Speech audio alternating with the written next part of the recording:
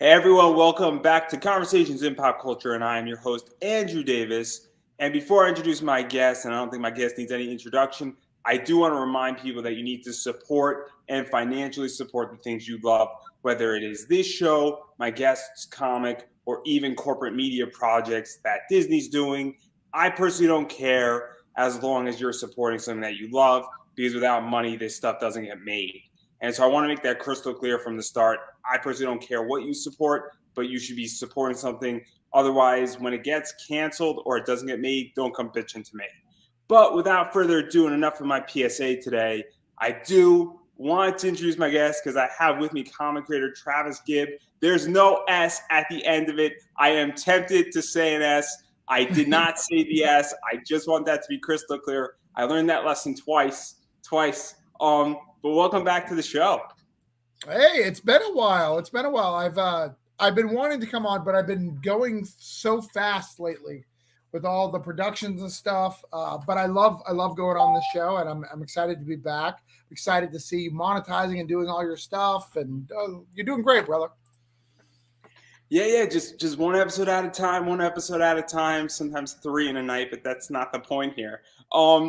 You currently though have Granite State Punks 2 out, legitimately brand new, 2 hours in. You're 43% as of right now, as of 7:08 on September 27th. Actually, we're at 44. That's what you asked me a second ago. We're at 44 now. Yeah, perfect. But obviously, you're going to get funded on Kickstarter. I'm willing to take the bet. I'm willing to put my life on the line on this one. But what is Granite State Punks, for those who don't know? Because this is the second issue or the follow-up issue. I'm not exactly sure where it falls in precisely or how you describe it, but for those who have no idea what this is. So Granite State Punk, this is a very special campaign for Orange Coin Productions. This is the first comic that we have ever done 2 issues in a year. We've never done that before. It's always been a year apart because making comics is hard. And like, I have all these other ideas and stuff. But earlier this year, we came out with Granite State Punk 1. We signed a Scout deal. So it's going to be with Scout, Black Caravan coming out in March. So because of that, I wanted to have something ready to go if the orders are good, right? If the orders are good and they want more, I needed to have something ready in the can to go. So I shuffled some money around, moved some stuff around, and up production. And we're launching the second issue right now.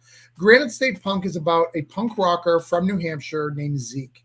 Zeke is connected to a coven of witches, but he wants nothing to do with that lifestyle in any way, shape, or form. He's a punk rocker.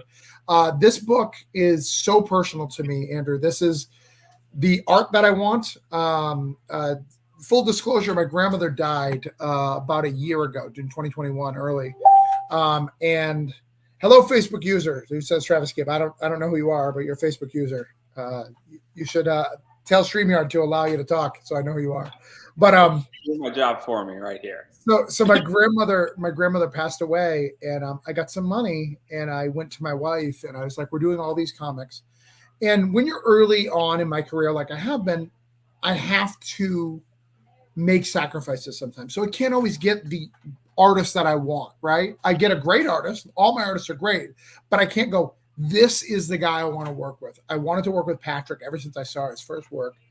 When I wrote this story, I wanted to write a love letter to New Hampshire because my grandmother died. That's where I was born. That's where my family's from. And this is the most personal story. It's the best written I've ever done is issue 1. Issue 2 is also it's the first issue 2 that I've liked. I hate my issue 2s because issue 2s are, all right, you set up the world, everybody likes it, now you've got to build that world. That's what Granite State Punk is. And as you can see, I mean, my Kickstarters do well, but this is gangbusters, like people just coming forward. People talk about how much they love this book.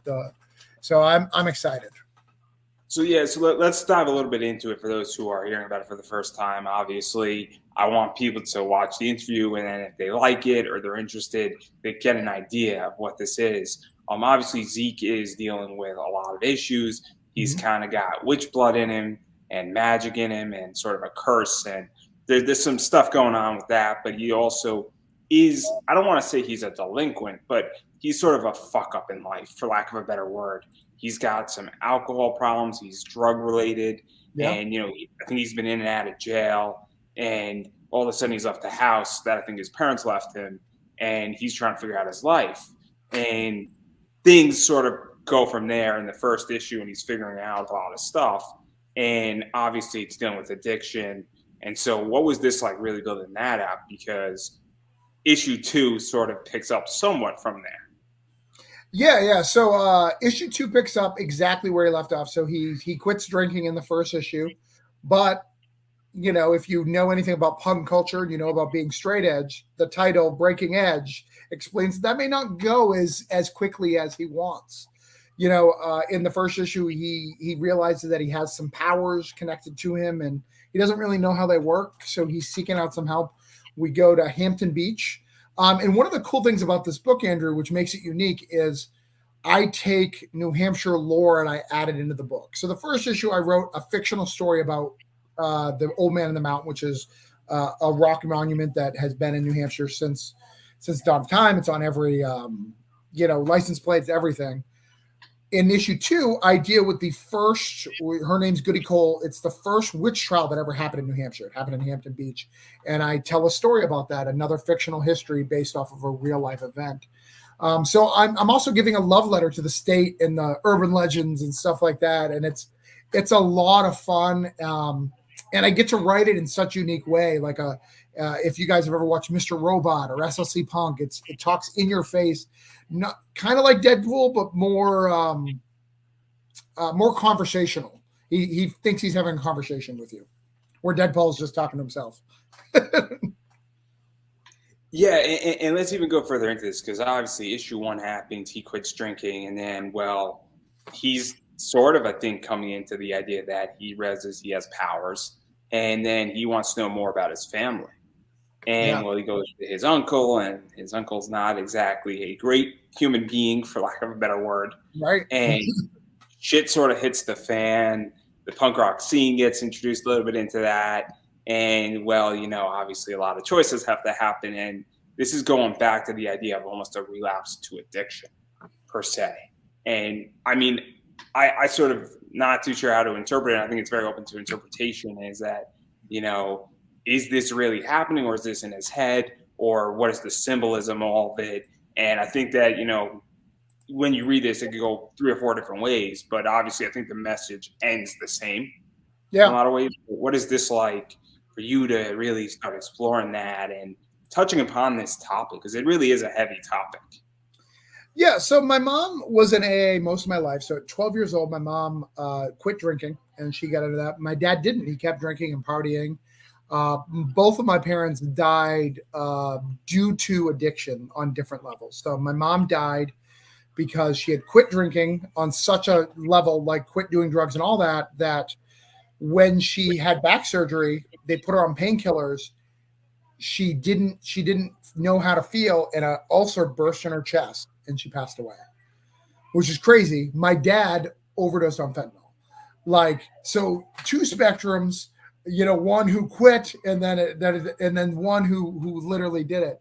So addiction is such a thing. And I mean, you can feel myself, like my anger towards that situation in this book. You can feel my anger, but I also think, and when you feel it, you can also feel my love for where I grew up, right? And all this weird twistedness of it. Like, hey, here's my hometown. Here's what I love about it.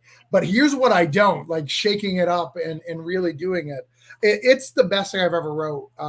It really is. I mean, I'm not saying that. New Hampshire is a very complicated state. Oh, yeah. I mean, they have a real opioid problem, and a lot of drugs travel through, and it's not, I don't know about alcoholism statistic-wise in New Hampshire, but I definitely know there's an opioid problem.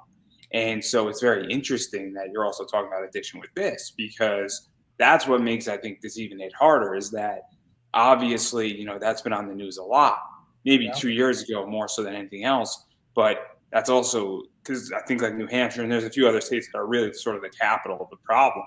And so what is that like too? Because it does hit home, and people subconsciously pick up on it too. Where I think if you put this story in New York, people be like, it's New York City. What do you expect? But when you put it into kind of like the center of America, you know, it has a home field town to it. Yeah, I think it brings, you know, I mentioned it in the first issue, and right now, if I was in New Hampshire, the Rochester Fair is going on, and there is a drug den called Lafayette Street. So Lafayette Street is basically every house on that is all drug houses. Everyone knows it. But the big attraction in New Hampshire, because it's New Hampshire, is the fair. Like, fairs are big deals in these small towns, and you have to face the reality that you have not done enough for your city going through these streets. And I found that's such a poetic thing versus other states that I've been to, like Florida, where we just hide it, right? We just hide it as far as we can, and then you just can't right here. And it's probably why they can buy the land so cheap too, is because of the problem. The other thing is, as you said, the opioid problem is such a big deal in New Hampshire and New England. I mean, it's so crazy. Like, you know, some drug users, I'm not trying to be insensitive, but a lot of them are undereducated. So there was an example that I was down there one year and Trump was still president, and he said, "We're coming. Like, we're going to come and we're going to arrest you. That's just it. And we're coming. We're going to take all the opioids from you, and you better be ready. And you're going to spend 9 to 10 years in prison, maximum prison sentence." So the response to that, because they're uneducated, is not to go, well, it's a little more complicated than that, is they went en masse and got opioids. They're like in mass. So there was tons of arrests, making Trump's prophecy true, but only because these people were like, oh my God, Trump is coming. He's going to take them all. So it's these crazy, like weird world. And it's also the place of the primaries, right?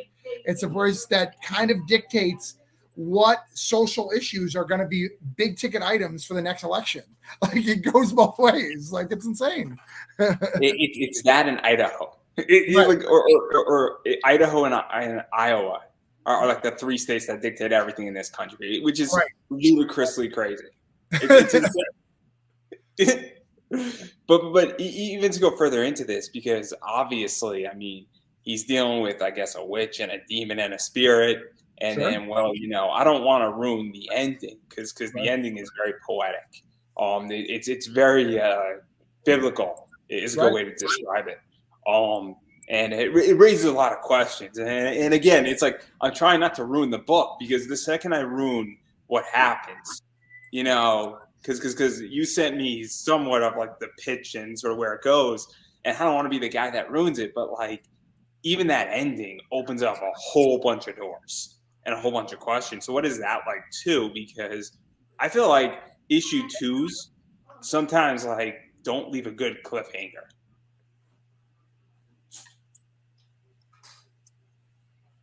I don't know if. Yeah, I'm here. I'm trying to think of how to respond to that. Cause I'm trying to be vague. It's hard to ask like this question, because the second I ask it, if I ask it directly, it's going to ruin the book. Yeah. So how do I respond to that? Yes. I try to take all the elements of everything I write. Like, I feel that Granite State Punk is like the mix of everyone who likes Broke Down in 4 Dead Bodies, because you get the witty dialogue, you get the fun of it. Like, it's a fun book.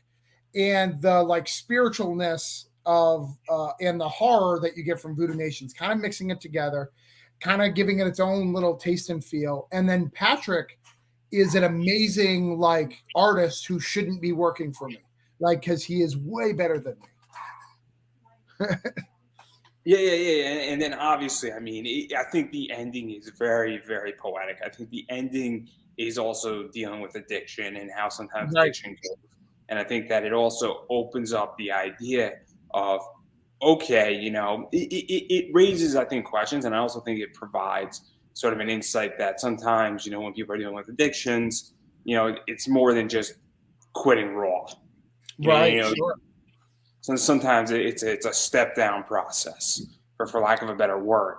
But I want to table there, because I do want to talk about the other side of this. And you mentioned something very interesting, where obviously Scout picked this up, and it's coming in March.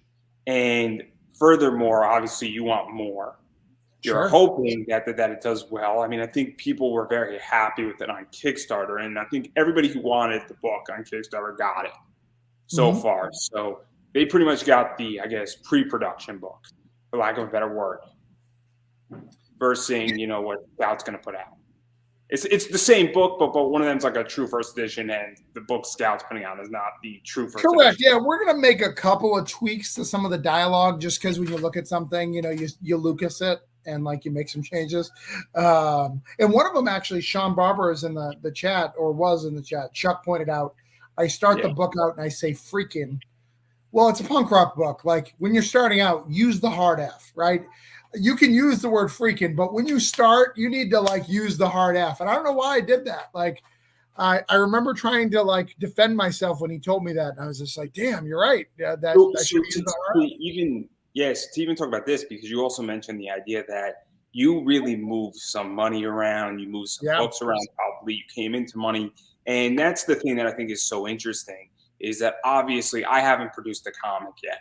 The only thing that I produced is this show. And obviously I'm in comics, I buy and sell comics. But what is that like? Because, and I'm going to say this the nicest way, but you're not DC, you're not Marvel.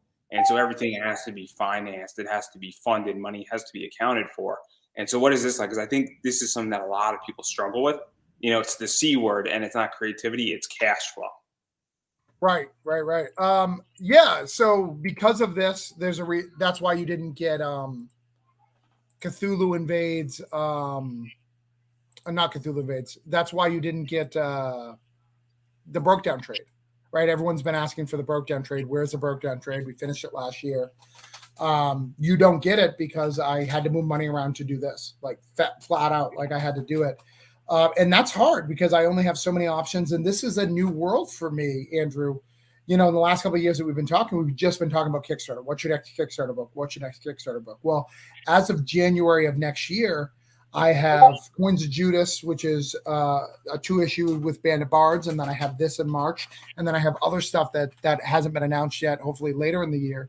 So I'm doing the diamond work and the Kickstarter work, and something's got to give, right? Like, can I promote both? And what do you promote both, right? Because I'm always going to make more money on Kickstarter in my pocket, but longevity, diamond's going to bring me further. So what does that look like? Yeah. Because it's tricky, because it goes to the idea also that, exposure is a big thing as well. That I think, and people don't realize that, once you get into Diamond, or you get into a publisher or Lunar or whatever it is, I don't really know, but into basically, previews pretty much. You then get exposed, and then you get, looked at by Marvel or by DC or by CW, or, are you going to sign a deal with an exclusive company that is going to bring you somewhere else? So what is this like for you? Because it's kind of a crazy world in a lot of ways. And, it's technically, I feel like, uncharted territory, because a lot of people now are starting to get deals. They're starting to get into stores. They're starting getting, distribution deals. But I also think it's very much the Wild West for Kickstarter. And I'm just curious your thoughts on it, because I don't know if anybody even knows what it looks like truly. All right, so there's two answers that I think we got to address, which is crazy. So on it's Wild West in both, right? So there is no, when you get past, like, I don't know, probably Zenoscope and Dynamite, it's kind of the Wild West. Everybody's on the same platform, like Scout, Aftershock, Source Point Press, and any new ones coming up. Second Sight was up there for a minute. Behemoth was up there for a minute.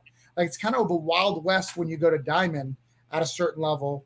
And then in Kickstarter, it's very clear the levels of creators once you get to once you study it like you do. Like, once you're around a bit, you can see that.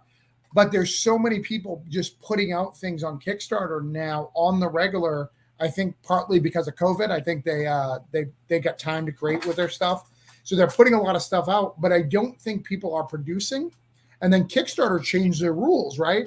So right now, I have Cthulhu Invades Wonderland that's almost completely fulfilled. I have Voodoo Nations that's almost completely fulfilled. And then Pup Van Winkle that's not fulfilled. That's 4. Before, back in the day, I had to complete one, fully send it out, and do the next one. Now, I'm a proven creator that will prove to send it out. In fact, I was just earlier while we were talking, packing a Voodoo Nations up for somebody. I'm gonna do that. But imagine someone who doesn't have that, and I've seen that a lot in we were speaking, not me and you, but I was speaking because I host a comic hangout, which at some point you'll come on one of those. It'll be a good time. I promise I'll behave. That's a joke. That unless you know what I'm referring to. But we when the rules dropped, I was actually talking about this, and I said this is going to be both good and bad. Yeah. Because there's going to be people who don't fulfill it, and then they're basically, I think, and correct me on the biblical phrase, robbing Peter to pay Paul. I think sure, yeah. And I think that's what's going to happen. And so, but continue what you were saying. No, I think that's the big thing. Like, people are 100% doing that right now. They are, they're doing all these things to get it, and all it takes is one bad Kickstarter to get you in a bad situation. We know a guy, you and I have both talked to him about him, who's done those situations. I've been in those situations where I have to figure it out, right? Because you're doing so many projects and you're trying to move the next thing. So I had to buy covers. So I used just a little bit of money to make the covers. And then, you got to pay that back. And if you're not doing conventions and other things in between to get that money back, you can get yourself in serious debt very fast. And then shipping is more expensive than anything I've ever been through right now. It's so expensive, even with like pirate ship. Yeah, and then printing is a disaster on top of that. Oh yeah. I think I don't know if I've told you, I think I posted online that what was it good? So when I printed the hardcovers for Cthulhu Invades Wonderland, it literally cost me the same amount for 2,000 softcovers. That's insane. But that's what it is right now. I looked around to find cheaper. Unless I went overseas, it wasn't going to be cheaper. It's just insane. Yeah, no. It's very tricky, and that's Kickstarter. And then with publishing, it's just and I guess more.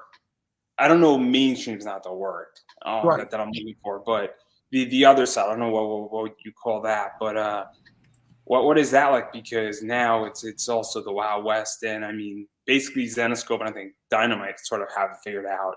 But I think the main 3 or the main 4 is really, DC, Marvel, Image, and IDW, I would say, is sort of the upper echelon. Yeah. And then you get to the second echelon, which is Dark Horse. I think Titan Comics is in that second echelon. Zenoscope, Dynamite. There's like 2 or 3 more, and then it's the Wild West from there. So it's kind of crazy. Yeah, no, it's absolutely insane. Just trying to figure out all those things. Sorry, my wife ordered a pizza, and I'm trying to send her the receipt because she didn't get cheese on it. All right, but that's done now. So you've got all these echelons, but those change so quickly, right? If Aftershock has a good book, like that'll get it to where it needs to be for like 4 months, and then it'll drop down until it gets another good book. You got the same thing with IDW. If the rumor around the campfire is that they're losing Turtles, if they lose Turtles after losing Transformers, like they're done. Like IDW, like unless for some reason they get one big hit in this create our own thing, they're done. And there's a reason why Mad Cave, IDW, Dynamite all started new create our own stuff. It's because these licensed properties aren't making what they used to make, and they're losing them faster than they're gaining them. Yeah, no, it's fascinating, and also I think that, and correct me if I'm wrong, I mean, for you coming into this, and even Indy coming into this, mm-hmm. I mean, it's also, golden. It's the golden age, but it's also tricky too because there's a lot of really good properties out there right now on the indie front. And so, what is that like for you, knowing that hey, somebody's looking at it and checking that out? And I mean, that's a whole basket case of fun stuff too, right? It is, right? So it's hard, right? So back in the day, and what a lot of creators do, I don't do, like I'm going to be a source point guy, or I'm going to be a scout guy or whatever. They put all their eggs in one basket, and they just produce all their books through one company and do stuff. But now I found that, Jonathan Hendricks has been jumping around. He's at source point, he's at scout, he's at black box, and jumping around and seeing all those and basically trying to sell his name more than he's trying to sell, each individual book. So it's hard, and it's hard when you're talking about variant covers, right? So we've got these variant covers, and it's not just stores that you're selling to anymore, right? I'm selling to Whatnot. I'm selling to YouTubers, like Conversation in Pub. You could buy a variant cover for my Band of Bards book, for my Scout book. You could do that and sell it and flip it. So what does that mean? And it's starting to diminish the covers. And then Whatnot starts this whole big platform, and then they're like, no, we're going to be a publisher too. Like, what is going on? It's wild trying to figure out where you can be. It's so complicated because, I have my thoughts on Whatnot, and I come at it from a different angle, from an investor angle. I think Whatnot is a great distribution platform. Sure. I think the problem with Whatnot is that the education isn't there. Right. So you could have a good time. I think Whatnot basically introduced social to access. That's what I think Whatnot did, and that's what Whatnot is to me. I don't view Whatnot as a place to get deals. I also don't view it as a place necessarily to be introduced to a brand new title. I view it as a place to buy comics and also interact with the creator and buy from them directly, which is awesome. But but again, then it gets tricky because what happens when you enter the entire exclusive game? And I'm coming into that game too, relatively soon in the next year or so for my eBay store. And that's a whole bigger thing. And I'm now starting to get into retail. So it's tricky. And I think that things have evolved where I know people who, and you sold me variants that did okay. Yep. For me, I didn't get rich off of you, but I made some money. But still, I think that's also changed as well, where your local comic shop is not your local comic shop anymore either. An eBay store can be just as effective as a brick and mortar comic shop. Yeah, it's tough. When you look at a normal comic store, it's mostly filled with pops now, and not that there's anything wrong with pops. It's just that's carrying a bunch of the weight of the store, and they're not going to. People are like, well, if they had more room for comics, they'd sell it. No, they put in the pops because the comics weren't selling as well as they should have been. And then the problem is the stories producing. And I'm not one of those guys like who hate modern comics, but I will say that, in fact, I love modern comics. There's tons of things that I love to read, but there is nothing that makes me need to line up at open to get a comic book anymore. That's been about 5 years since I felt like, oh, this issue's coming out. I need to make sure I'm in the line. The only people in the line at the day of the comic store are people who are trying to flip. They're not people who are readers just excited to see how Superman died or how Batman broke his back or, Peter Parker revealing his identity or whatever the case would be. Those are a few and far between. I think Marvel and DC are seeing that. I think they're trying to fix that. I think they're working on that. I just think it's a long process. And I also think that every time they try to get forward, a new movie comes out, right? Now you got to focus on Shang-Chi and Eternals and this. Oh, okay. I guess we'll do that now instead of like telling just the good stories that need to be out there. Yeah, because it's, I think, tricky too. And I also think that, they're trying to figure it out and they're also chasing where the real money is. Right. And let's be realistic. I don't even think the real money is in the movies. I think it's actually on a T-shirt. I think it's actually in all the licensing. I think it's in, when you get a Batman Pop Funko and Funko buys that license. I think that's where the real money is because you could send out the license to Batman to 50 companies and then they're going to pay you a lot of money. When Walmart wants an exclusive Batman toy, they go to DC. Right. Or Warner Brothers Discovery now, and they pay them a lot of money to do it. And I think that's where the real money is because that's a hell of a lot cheaper to produce than on movies. And it's so much more interesting. And obviously, with Tom Hutchinson, he just did an action figure that did like 35,000. And I think that's the other thing too that's becoming more relevant as well, where now everybody can actually do this once you build up enough of a following, and that toys are big. And I think that's something that is fascinating in its own right as well. Yeah, because at the end of the day, comics aren't going to cut it, right? So let's be generous. Let's say I got $1 per issue for commission for whatever. Well, odds are, if I'm a co-creator, I got to share that with my co-creator, so that goes down pretty fast.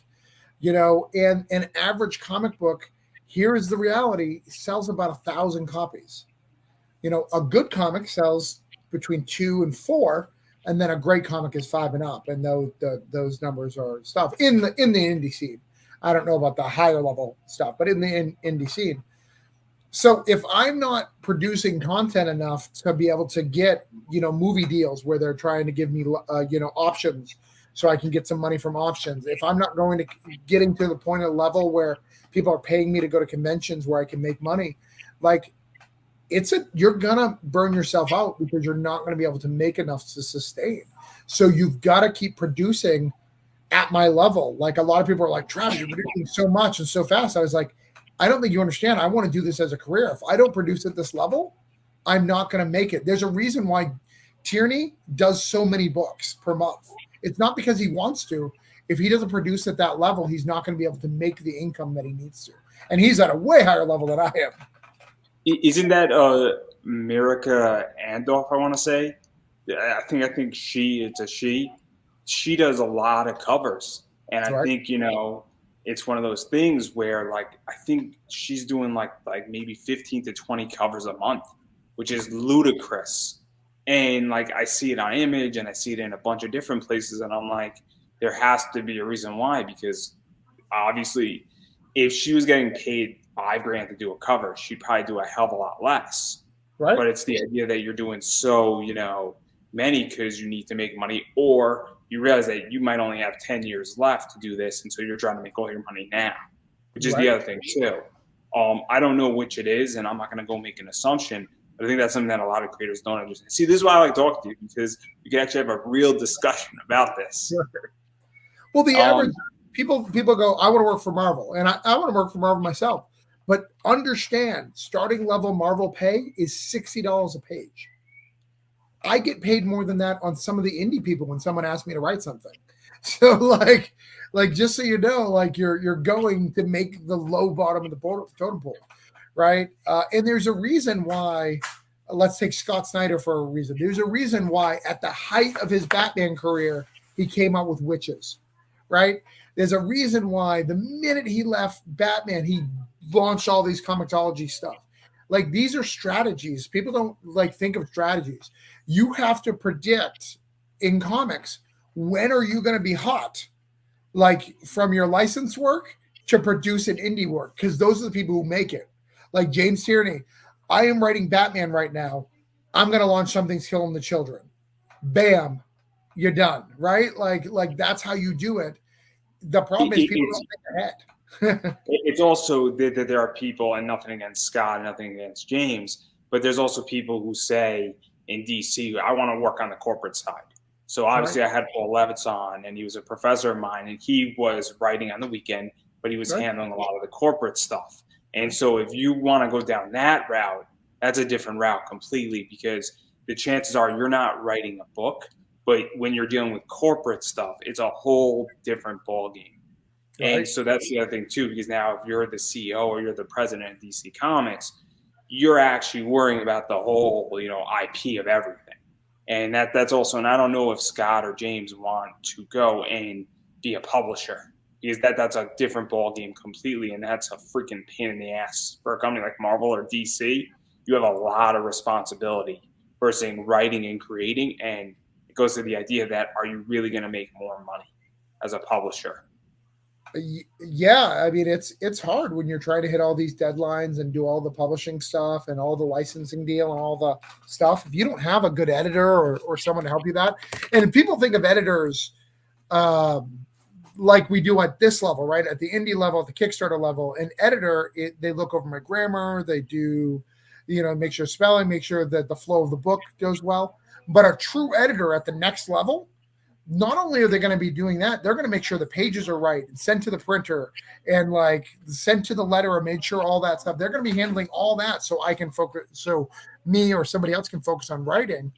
That's a whole different gambit of levels of commitment. It even goes further. Sorry to interrupt, but I had Terry Kavanaugh on, who was a Marvel editor back in like the 80s and the 90s. And a lot of it is also just coordination. Yeah. Which people don't even understand that now you're coordinating the artist, you're coordinating the writer. And he was doing like those big Marvel stories that had 8 stories in an issue. So now you have to coordinate all 8, issues. They're 8 pages, but you got to make sure that person A and person B and that person A who's working with their artist gets along. And then you also have to say, okay, what are we doing next month? And you also have to understand that if you're doing 6 issues, issue 4 has to make sense with issue 3, and issue 4 has to make sense with issue 5. And that's a whole editing ballgame as well, where once you have, and even go back to Scott, when you're working on Batman for 50 issues, you got to make sure that you're in line and you're in your own lane and you're in the correct lane. And you have to understand that what you're doing in issue 25 is relevant in issue 35. Well, yeah, and what you're crossing over to, right? Like if you want to use Superman in an issue, what is Superman doing with his editors? Where is he in the timeline of where he's at? So all these things need to be figured out and lined up and done perfectly. It's no different than lining up Kickstarters and themes and stuff like that, which I don't think people take the effort, right? Oh, I finished this book, I'm going to launch. Well, no, it's a lot more complicated than that. Like I specifically did this book, Granite Stay Punk, at the Halloween time. It's kind of it was on purpose. It kind of fits that theme. That's a genre I want to get. Also, I don't know if you know this, but Kickstarter is doing a special promotion right now called Witch Starter, which is if you have a book that has witches and stuff in it, it's going to get extra promotion on the platform. So I also wanted to play into that. So I get an extra tag on that. These are all things that you got to figure out. It's if you want to do this for real, if you just want to put out a book, put out your book, do your thing. But if you want to go to the next level, all those things have to be factored in, even what platform to do. If I was doing a superhero book, I would actively consider Indiegogo because they do better over there. I would actively consider what kind of style of superhero book because they do better over there, regardless of the agendas of Comicsgate or not. That's irrelevant. Like the superhero books produce and sell more over there, period. To put hashtags in it all you want, it's irrelevant. The truth is they do better over there. So if that's what I want to produce, I got to go over there. Yeah, no, it's interesting. And obviously, I think that obviously with more crowdfunder platforms coming up, I mean, I don't think that Kickstarter or Indiegogo is going to be dethroned anytime soon. Right. I don't think that they're going to lose much ground either for the short term and even for the next 2 years. But I think what's going to eventually happen is that there's going to be platforms that specialize in certain areas. And I think we're going to go into specialization. I mean, and this is my thought process on it. If I want to watch anime, there is only one major platform to watch anime on, and it's called Crunchyroll. Right. That's it. So if you're an anime fan, you are stuck with Crunchyroll, maybe Netflix, but let's be realistic. Crunchyroll is the place to go. There's a reason why Sony spent $1.2 billion to buy Crunchyroll. Right. So it's not, they didn't just say, oh, we like Crunchyroll today. They thought about it and they dominated. Now, I don't know, there are indie platforms that have a lot of, or other platforms that have a lot of indie comics, and they want to become almost exclusive to that. And so that's what I think is going to happen in the entire crowdfunding world, is that if you're doing a horror book, there's going to be platforms that specialize in that. And when you put your book on there, everybody knows that that's the platform to be on. Yeah. No, I mean, it already is. Zoop specializes only in comics, There's movie platforms that only do films, which I just found out about. They only do films and they produce better because they specialize. But at the same time, as long as the numbers of backers are so much higher on Indiegogo and Kickstarter, I'd rather go in the weeds than risk it. Yeah, no. I get that too. In which there's a reason why with my project I was on Kickstarter because I feel more comfortable on Kickstarter. That's the other thing. I've gotten into a discussion with somebody, and I said, "Look, Indiegogo, I just don't feel comfortable on it. It kind of freaks me out. The Indiegogo platform. I don't really get it, and for whatever reason, it just freaks me out, and I'm less likely to back something if I don't feel comfortable on it. Well, with Kickstarter, I feel more comfortable on it. I'm more familiar with it, and I've been on Kickstarter longer. And so I wouldn't consider going to Indiegogo or another specialized. Let's say there's a podcast platform that pops up. It's probably going to take a lot to get me to be going over there just because I'm comfortable where I'm at and I understand how Kickstarter operates. Right. But I think that that's another thing too. But getting back to Granite State Punks, obviously, I mean, you have a scout also involved. And so obviously when March hits, what is that also like for you? Because I think that's the other thing that's fascinating about this is that obviously that your book's now going to be distributed to Diamond, and that they're going to be very helpful with that. And you also know that there's going to be recurring sales and that you're going to have issue 2 or the follow-up happening. And so what is that like? Because that also changes the game to some degree because you're not making $1 million off of that deal, but it does become recurring income. It also does out as well. And so what is that? Because I think that's something that a lot of creators don't understand is that the Kickstarter for this one is going to be more money in the short term. It's hard, right? So, for instance, before this, I could even put this out. I had to get approval from Scout. You'll notice I don't mention the Scout deal. One of my breads and butters for other campaigns that I do is retail tiers. I can't do a retail tier because they own the retail market. So that's part of the deal with these things. So what does that look like? As I'm doing this issue 2, I'm also planning, exclusive covers for MegaCon this year. What does that look like? Talking to my stores. I'm with the cool kids in Scout. I'm with Black Caravan, so talking to those guys, figuring out what that looks like. I can't use any of the same covers that I used on the Kickstarter, so I have to produce new covers. That's money out of my pocket. Like people don't think about that. They're like, "Oh, I want this deal." Yeah, but they don't want to print the same thing that's already on Kickstarter. They want something new, so they're going to give it new covers. They're going to give it a new design. So I've got to do all that. But at the same time, it's also this cool thing, right? You can back this, get the story ahead of time, and get the original print, right? The first print, much like The Crow. Caliber was the first people to print it. So that finding the Caliber version is rarer, and I think that's kind of cool and breaks the new thing. The other thing that's cool about it too is I have to do things like this. I have to produce at a faster rate this series because Scout. They want finished products. They want it ready to go. Even though I signed it a long time ago, they want it ready to go for the next thing. So we've got to make sure that things are moving along, and they may not even want it, right? They may decide, they may look at my sales for Granite State Punk 1 and go, it didn't make it. We don't want issue 2. And then I'm still locked in a 5-year contract. I can still do Kickstarters, but it's not going to be in the direct market anywhere else. There's a lot that goes into that. So to even go further into this as well, because my understanding of Scout is that I can technically order, I think, a retail, thing for a store through Scout. I don't know exactly the details and then obviously either, they'll hook me up with an artist and then obviously you have approval, but that also opens up a whole new ball game too, where there could technically be 100 different stores that are like, man, this is an awesome book. And that's really cool too, because now, a bunch of people that you didn't even know, could be potentially picking up this book in a store. And obviously, I mean, you get, final approval on the art and I think all that stuff. But that's something that I think people don't even realize when you sign with Scout. And I only know that because I was looking into it for a particular book. And I think it's a very interesting thing that this also opens up a bigger market for you at the same time, especially in exclusive covers, which is my area. In-store variants are kind of my area and what I invest in a lot of stuff because, well, with the right book and the right print run, they do make a lot of money.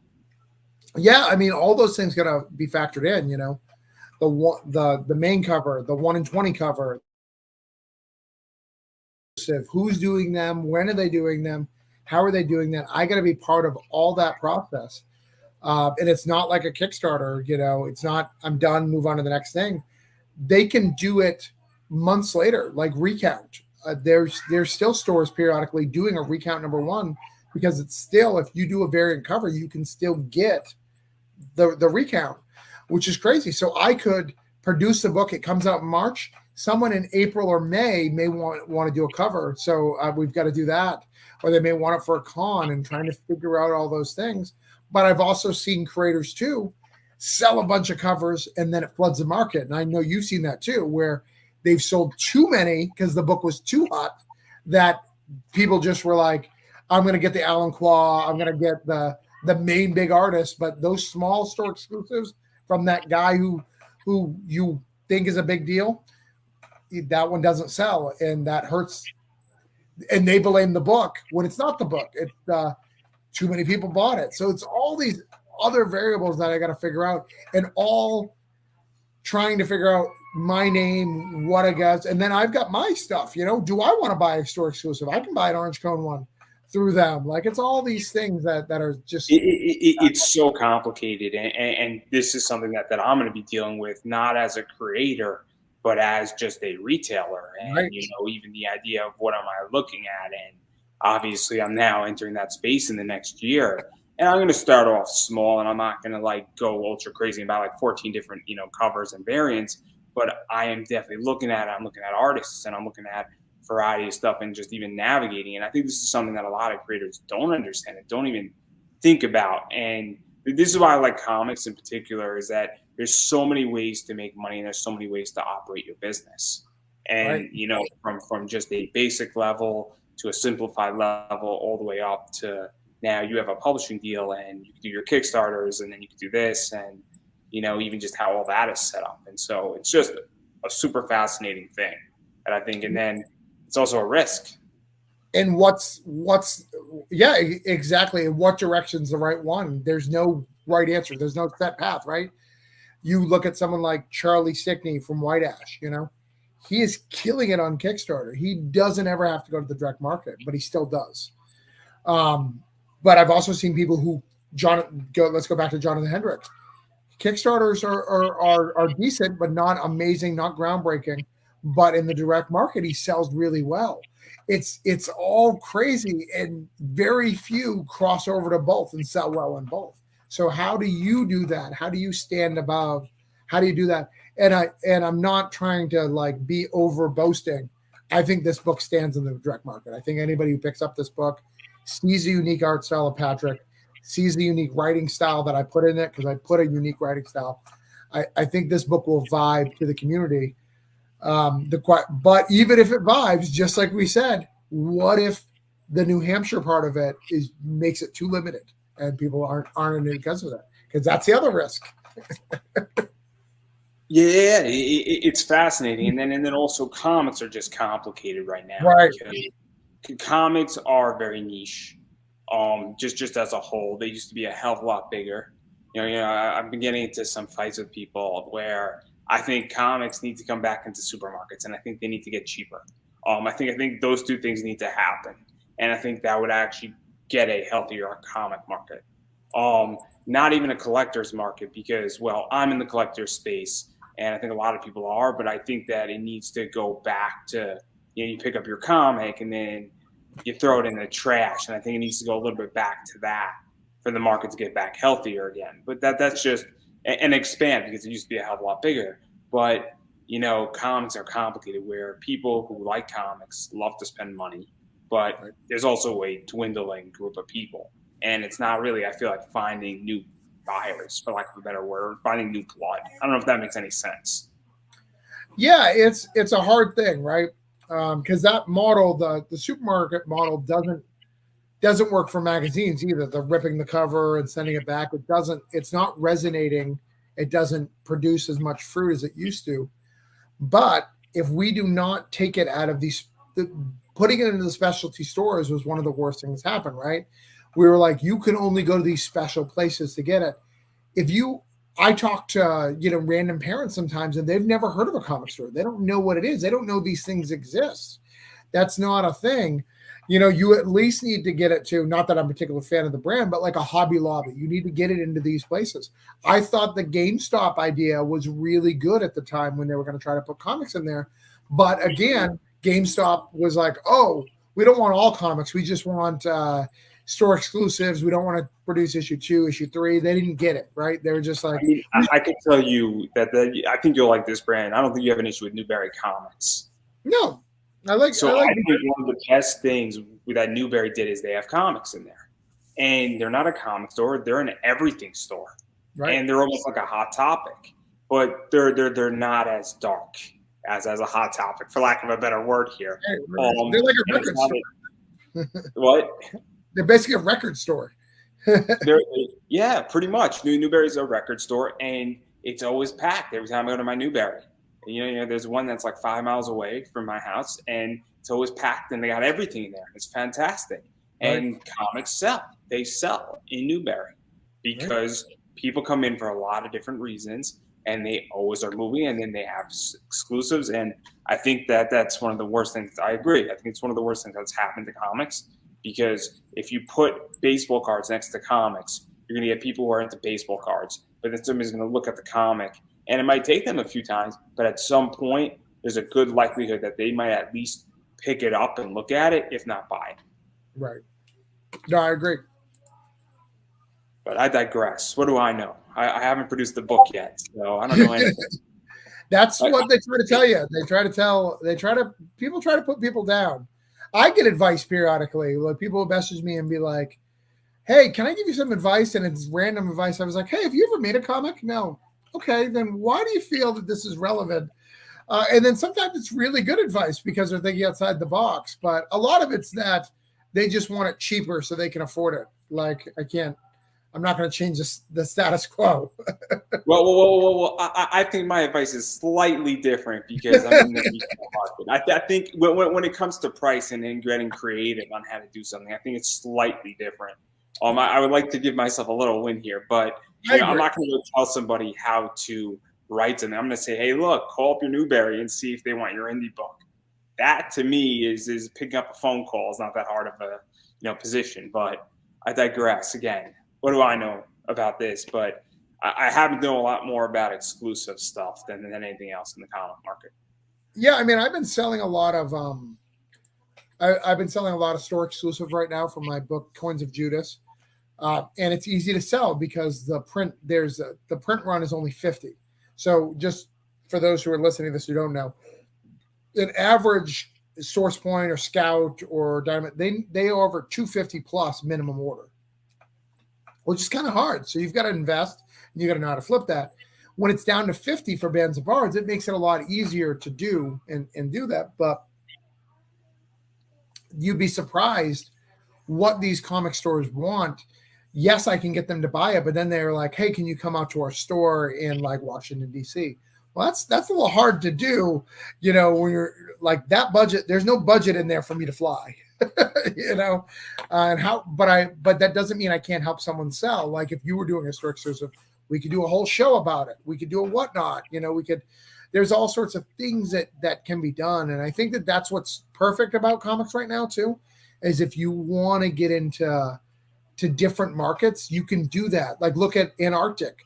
You can take your comic and they'll split it up for you to give it a trial basis. And like they're exciting comics. That's kind of a neat thing. So there's ways to do these things. I think there's a concept where what people sometimes don't understand what I want. Right. So if you want to be on my show, there's a million ways to get on my show, whether you want to buy, you just want to throw me a $5 donation, you send me a copy of your book, or maybe you introduce me to somebody. Give me something I want. Right. Because the second you give me something I want, that opens up doors because we're talking about you. You know what I mean? And that's the thing that I think people forgot, that if you want something, figure out what I want. And if you don't know what I want, why don't you ask me what I want? And I'll tell you exactly what I want and how I want it. And, if it doesn't work out, it doesn't work out. But that's something that I think a lot of people have forgotten in the comic realm is ask when I am reaching out to sponsors, say, hey, look, what are you looking for? Are you looking for exposure? Are you looking for sales? What are you looking for? Because if they're looking for exposures and they're looking for somebody who has 100,000 followers on Instagram, I say, look, I can't deliver that. I can only deliver what I believe is I'm going to get you some sales.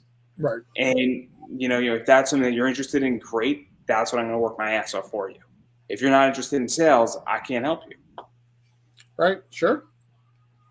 Thanks. It says Mike, so I bet you it's Trish. Mike just backed you. Happy to support. Thank you. Appreciate you. So, but enough about me. Again, what do I know? That's all I'm going to say. Sure. I know nothing. I know nothing. Oddly enough, though, that I'm very good on eBay. But anyway, there's a lot of stuff going on with this, and obviously it's going to be a good book, and I think people are going to be oddly surprised. I think it's going to be very thought-provoking. But I do want to talk about your rewards, because obviously once these things sell, and I think you're probably going to have a few extras at cons and things like that, or you may or you may not. I don't know. So I print very low because of the Scout deal. Like, I'd rather have the Scout deal. I mean, think about an average person at the con. I need extra things to get them to the table. That logo means something, right? An image logo means something on a book.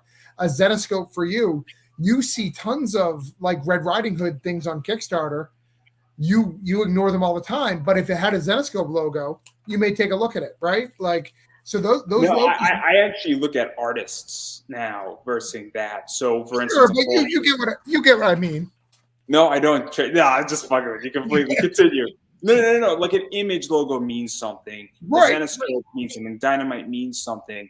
And even Scout means something, at the level. So if I'm at a table, I want ones that help me sell the book. So I don't want the orange cone one, because an orange cone means absolutely nothing. If you're not in our Kickstarter community, orange cone means nothing to you, right? For those in the Kickstarter community, it's great. In fact, I was at Granite State Comic Con the other weekend, and someone walked up to me and said, man, I wish I had that Granite State that orange cone money. I was like, really? Where's that money? Let's check my bank account. Like I'd love to see it. So what is that like, though? Because obviously people recognize orange cone. Sometimes people purposely set up at your table against you with an orange cone just to mock you. That's a very funny picture. That's a funny picture. I'm sorry, like, that's a really funny picture, man. It was a great day. I love those. They're great. I wish they would set up against me every time I did a con. Like, I would always want them across from me. That was funny. That was funny. Yeah. I mean, clearly somebody had a sense of humor that day. There is no way that someone who set up the whole thing did not put those two together going, oh, this is going to be great. It was good for business, right? It was best for business. I mean, clearly they consulted Stephanie McMahon on that one. Right. But yeah, you want to go over some pledge levels? We can do that. Yeah. I definitely want to talk about that, because obviously this is cover A, I think. They might be slightly out of order. So if I get something wrong, just correct me. Yeah. I know you have digital, so it's, I think, $3 for issue 2. If you're in a foreign country, let's just be realistic. Let's call it what it is. Shipping to anywhere besides the United States sucks right now. And it's brutal. And it's just horrible.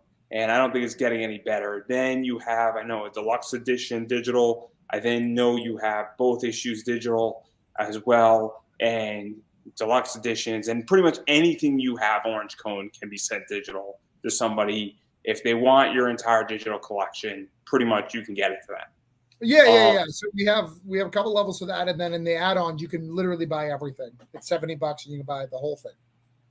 And so that's the digital side, but I think that's pretty self-explanatory. And I'm just going to give something to everybody, a nice piece of advice. Most credit cards do not have an international fee associated with them. Most debit cards do.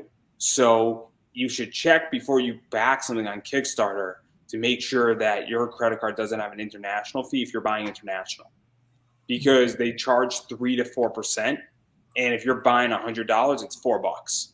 And if you buy a lot of Kickstarters, I learned that the hard way. So that's a very good thing. That's a really good piece of advice for everybody. But you could heed my call or not. It's up to you. But this is cover A on the physical for issue 2. Mhm. So that's cover A. I think this is cover B, right? Or is this? That's cover. I think that's cover B. Let me check. I forgot how. No, that's cover C. So this is cover C. This is cover E. what, D. D. this is D. Yep. No, so that's C. That's D. That's B. So this is B. So we got B. I just showed C. This Right. is D. Right. And then this must be E. Yes. And now, do you know that homage by any chance? Oh, I don't know if I do. I mean, yeah, it's Here, not coming to. let me see if I can bring it up for you real quick. So that is a homage, believe it or not. That is pretty cool. Let me see. Chrome tabs. Oh, I'm gonna have to bring it up in a tab. Hold on, give me a second. So, a few years ago, actually probably about 10 years ago now, they had the USA Avengers. Okay, and so every state had their own Avengers team, and in Spider-Man was the U.S. Avengers one for New Hampshire. So let me bring this up. Let me bring it full screen. All right, let me see if I can bring it up. All right, let me go back to your StreamYard. So this cover is a homage of that cover, which is pretty cool. Here you go. So if you want to bring up yours over it. Yeah, I'll bring it up right now. Yeah, see, it's kind of using the whole thing. So it's a neat homage that not a lot of people ask for, right? Everyone does the ones that people ask for, but it fits the book, right? It's a New Hampshire-based book, and it's a New Hampshire-based, cover. Yeah, no, and so obviously, what is that like? Because whenever we do books, and whenever I do a comic, if I ever get to that stage, and obviously I'm sort of stabilizing a lot of stuff because obviously I'm not fully employed, and this is the first time I'm mentioning any of that. I'm on week 3, so I'm not interested in taking on the responsibilities of producing a comic right now until I'm a little bit healthier in my job and I have a little less stress.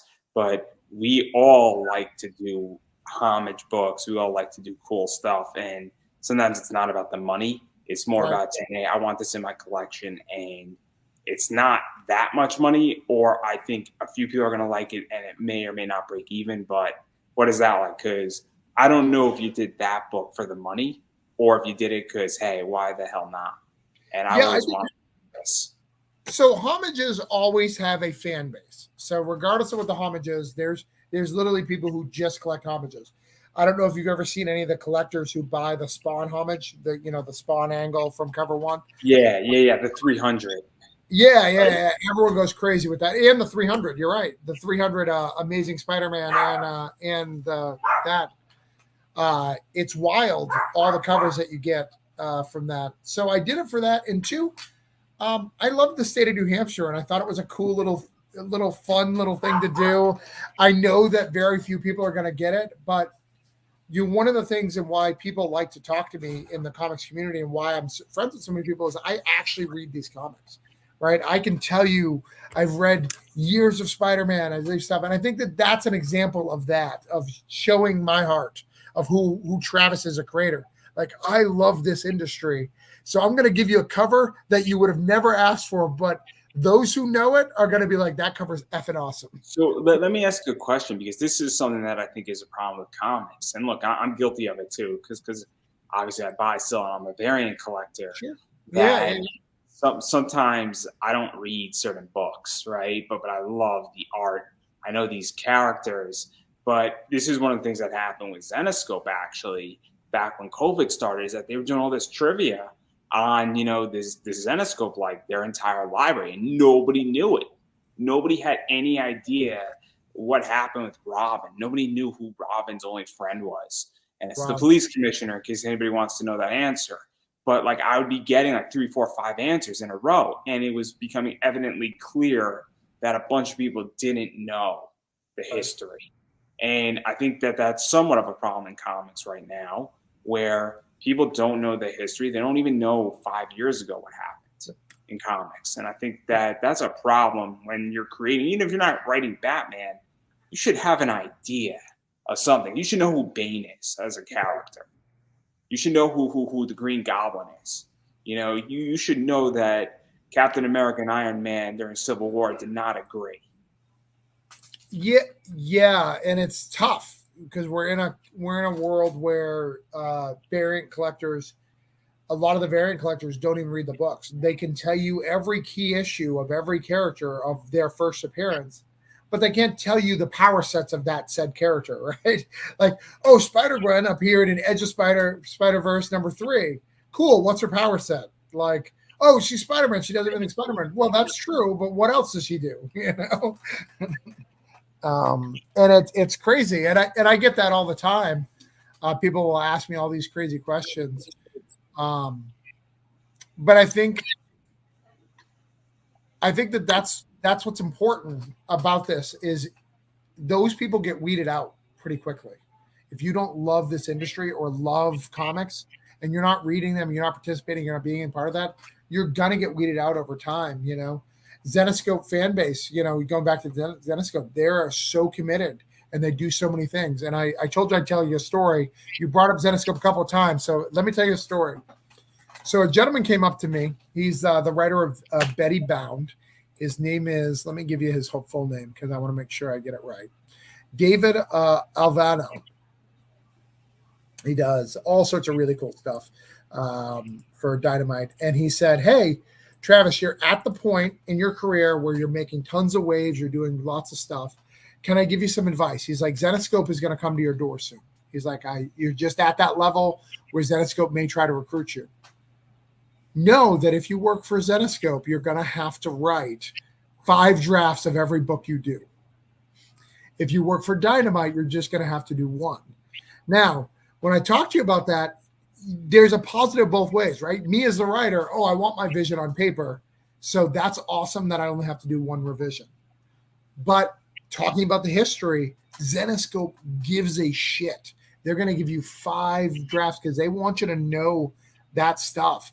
I know people who've worked for Zenescope. They get tomes of stuff that they need to read before they can start even writing the project. You have to understand their continuity. They take it just as serious as Marvel, DC, and it shows. It shows. That's why you can buy this beautiful cover in Zenescope, but you look in, you are never going to say that the story was half-assed, that it was just TNA, because it's not that. It's way more than that. That's why they can do these amazing conventions just for fans. There's a reason why. I mean, they just did Philly last week, right? And they just sent their cards out. They did $103,000 on a trading card set, and those cards on eBay are going for real money too, like the packs, unopened packs. And it's because they have built something that is very, very, very well done, and they care about what they're doing. And that, I mean, obviously we will drop Pat Chan, not to throw him into the fire here, but for a while he was building that world with Raven Gregory and a few other, obviously Joe and Ralph, and there's a few other people involved. And now I think it's Dave Franchini and Dave Wolf from Top Cow, and I can't think of the other company, and Aspen. Dave will work for Aspen and Top Cow. And so Dave Franchini and Dave Wool are really building that world now. And I could tell you what's coming down the pike for Zenescope. It's going to be freaking amazing. It's going to be awesome. I'm rooting for Robin to get killed. That's what I'm rooting for. And I'm a Robin Hood fan. So I'll just say that publicly because that would be awesome. But anyhow, but yeah, that's the thing. I think it's very important also. It's the idea that you're a wrestling fan, right? Yeah, of course. Yeah. So I'm gonna ask you a question that I think is relevant. I still like CM Punk. I don't give a shit. I still like him. It's not a CM Punk question. Oh, never mind.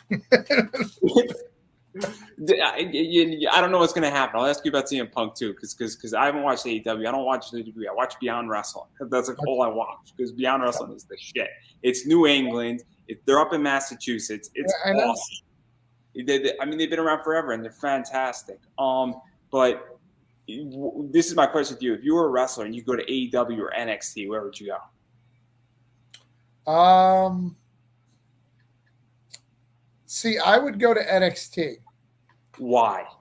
The reason why is if you watch AEW for any length of time, you can tell that everyone's doing their own thing, whatever they want. And I think that works for some people, like people who know what they're doing. But if you want to be developed and you want to learn how to do this right, to be able to mic, to do all that stuff, NXT is going to give you those tools to make you succeed long term. I think every time I watch an AEW pay-per-view or a tape, I'm just like, someone's going to die. Like, someone is going to die.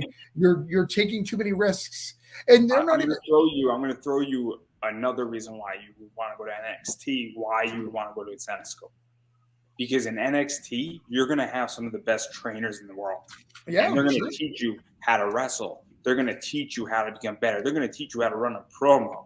So that, let's say that after 3 years, your contract's up and you hate NXT. You come back out onto the indies, you're the hottest agent ever. Sure. A guy named Anthony Green was August Gray.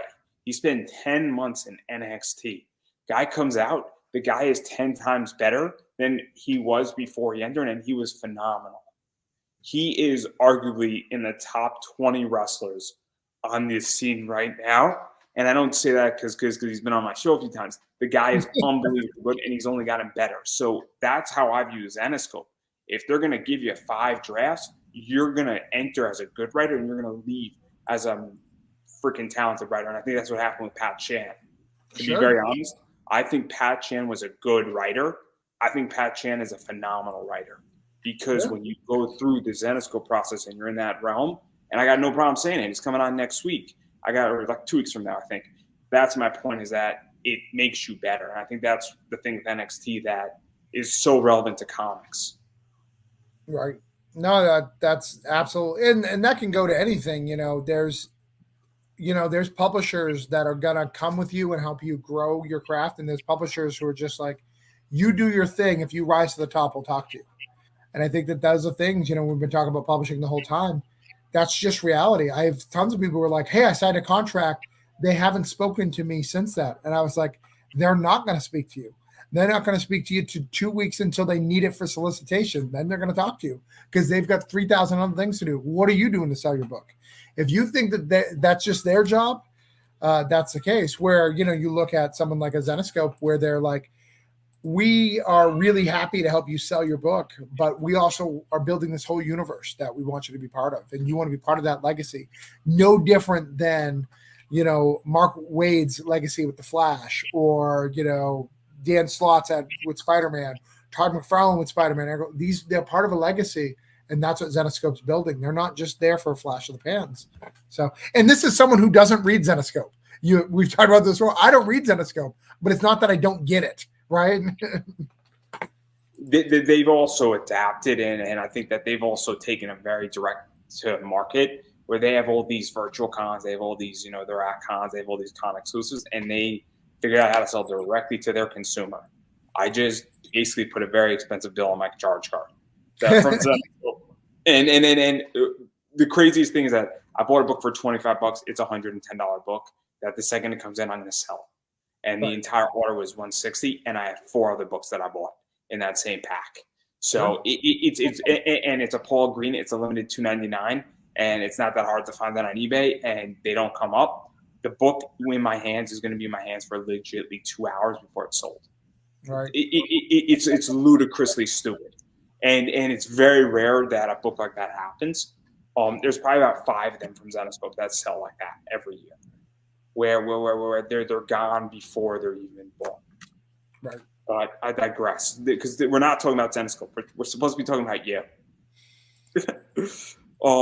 Obviously, there's all the covers. Then there's the collector kit stuff, which is the base, standard, or deluxe. I'm not exactly sure the difference between that, but I know that the base one gets you that 4th cover, the New Hampshire cover. And then the deluxe gets you a metal cover of Granite of the cover art. So obviously, if you're really into this or you're like exclusivity, there you go. That's there. And then there's the Kickstarter collection, which I think is pretty much everything that you've done. Pretty much, yeah. Yep. Everything that's yours at the very least. Right, exactly.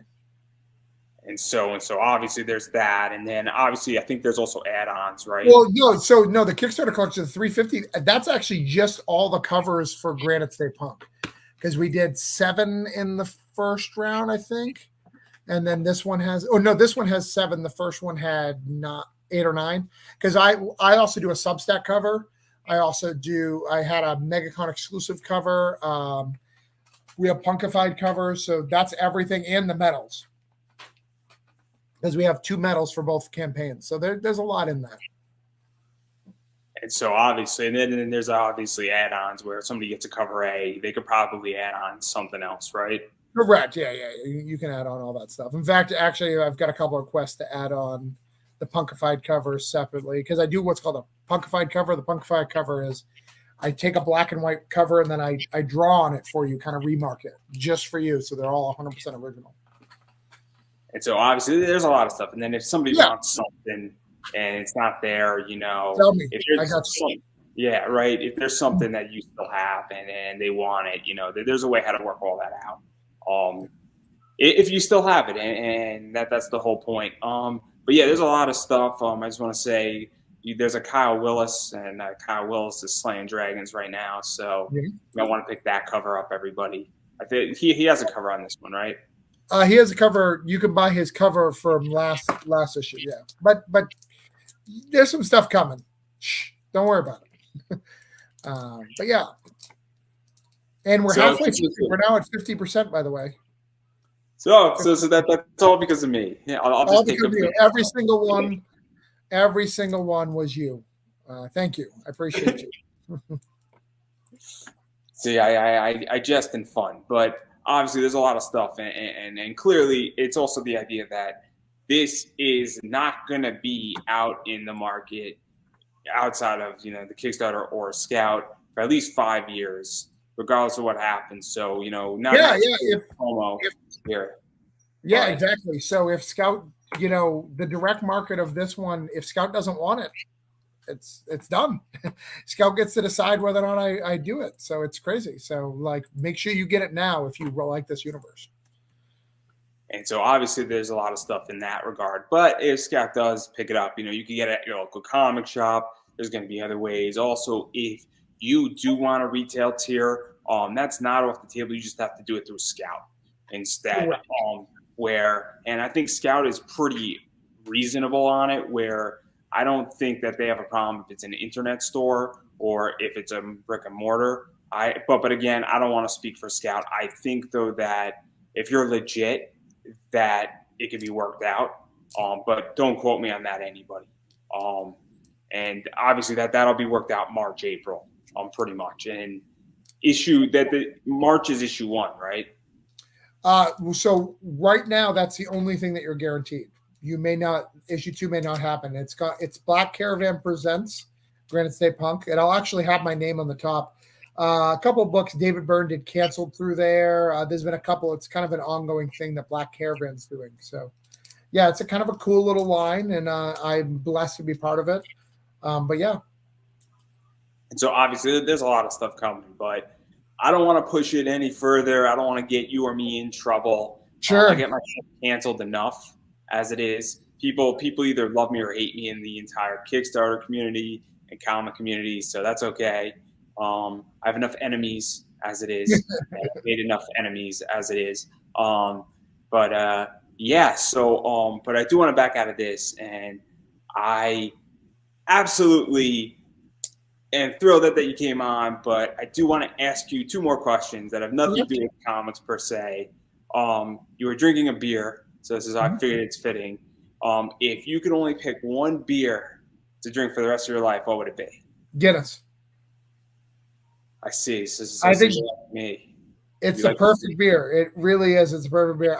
There's other stouts that are tastier, but Guinness is the perfect. I can drink it anytime. It can. I know exactly how it makes me feel. I know it's kind of like a meal. Like I like to fight my beers a little bit. Fair enough. And then the final question before I give you a chance to self-promote yourself is who would win in a fight, Goku versus Superman?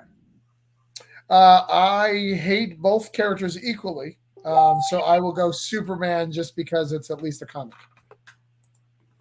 Fair enough. And then I'm going to finally give you a chance to self-promote. So where could people find you? Where could people bother you? Where could people offer you advice? You know, let me finish here. In all seriousness, though, where can people follow you on social media? Where could people actually back the campaign? Because I feel at this point, and I'm going to be very honest, that back-end campaign is not enough. You need to follow people on social media. You need to engage with them. You need to like their posts on Instagram, Twitter, Facebook. And you need to tell people that you actually back somebody's campaign. Yeah, that's all good advice. So I have a Substack. It's Travis Gibb at .substack. That's the best way to do it because then you can know about all the books that I have coming out. Like we're talking about Granite Spunk right now. I also have 2 other campaigns live. I have No Contest, which is live, which I'm a writer of. I've also written in an anthology called Concrete Arcanum that's live. So there's a lot going on. So keep in touch with me to do that. You can follow me on Facebook at Travis Gibb and then Jester Lou on Twitter and Instagram. And I promise you, within the next 2 years, you will know why I call my character my name's Jester Lou. That character just hasn't been in comics yet. He's coming. Yeah, no, and I'm going to keep saying it is, I said at the start of the show that you need to support things that you like, things that you enjoy, things that you're reading, and creators, or even projects. You don't even have to support a creator, but projects you enjoy. You need to actually financially support them and go out and buy them, go out and read them, go out and enjoy them. Because without money, this stuff doesn't get made. Now, I personally don't care what you support. Obviously, Travis wants you to support his book. Little biased, but reasonably so. And it's a Travis Gibb book, so it's going to be good. Thank you. It'll be good. It might not be everybody's cup of tea, but that's not because it's bitter and badly. Everybody has different tastes, so I can't tell you what everybody's tastes are, but I know it's written good. But the whole thing is that, having said all that, you need to support projects like this and any project you love because it doesn't get made without money. So that's something to keep in mind. And also you need to follow people on social media as well, because it does go a long way and it does matter. It keeps you informed. It also affects algorithms and it's just something that you need to do. And guys, it's a click of the button and it's free. Right. So at this stage in the game, if you can't do that, I don't know how you can do anything else. So I'm being honest about it, but that's all I have to say about that. And then I'm going to quickly promote myself. Obviously, I appreciate everybody who watches this show. I appreciate everybody who checks this stuff out. I appreciate everybody who checks out all my social media down below. It's Pop Anime Comics on Twitter, Instagram, Facebook, as well as on YouTube. And my comic class, unfortunately, got delayed a few weeks because I had a computer issue, but that is coming towards the end of October, where I am teaching an 18 to 22-hour class on comic book investing. And there is no top 10 list because they are bad and they are ineffective to the max. And anybody who does a top 10 list, you are moronic. And if you listen to it, you're moronic, is all I'm going to say. There's a video of me explaining why, but we don't have to go into that. But the class is going to be $40 on Udemy for 22 hours of my time, and I will teach you the basics. And so I can't tell you how much money you're going to make. I can't tell you if you're going to make any money, but what I will tell you is that you will be educated by the end of that class somewhat more, and you may decide this is not for me, which will be the best $40 you will ever spend. Because the second you learn something that's not for you, guess what? You're not going to waste money trying to make money in that sector. But I digress right there, so you can check that out. More information will be up on Facebook, Twitter, YouTube, everywhere else I'm at. And on that note, I'm going to give you the final word. Go to granitestatePunk.com. At least check it out. Do us the favor of checking out the campaign. Look at it. It's very, very cool. We got issue 1 and 2 there. Get it before. Don't wait till March. Get it now. Just do it. Just don't stop fucking around. Just do it. Go. Go. Well, I don't think I could have said it any better myself. And so on that note, that is a